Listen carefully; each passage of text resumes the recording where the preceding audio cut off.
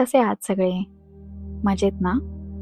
गप्पाघरमध्ये तुमचं पुन्हा एकदा मनापासून स्वागत आहे. मागच्या भागात आपण पाहिलं की राजा दशरथांनी पुत्रकामेष्टी यज्ञ केला. हा यज्ञ यशस्वी झाला आणि ऋषींनी एक पवित्र पायस राजा दशरथांना दिला. तो पायस 3 राण्यांमध्ये वाटला गेला. काही काळानंतर अयोध्येत आनंदाची बातमी आली. राजा दशरथांच्या घरी 4 राजकुमारांचा जन्म झाला. माता कौशल्येला झाले प्रभू श्रीराम, माता कैकेयीला झाले भरत आणि माता सुमित्रेला झाले लक्ष्मण आणि शत्रुघ्न. संपूर्ण अयोध्या आनंदात न्हाऊन निघाली.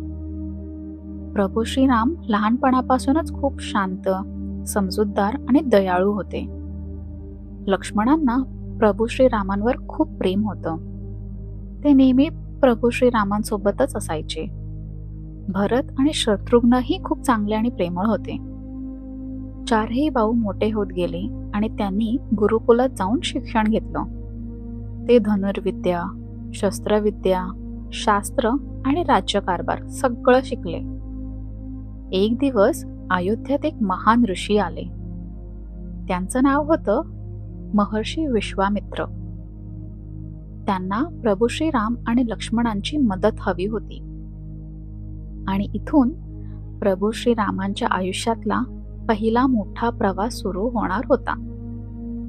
पुढच्या भागात आपण पाहणार आहोत प्रभू श्रीराम आणि लक्ष्मण महर्षी विश्वामित्रांसोबत जंगलात का जातात.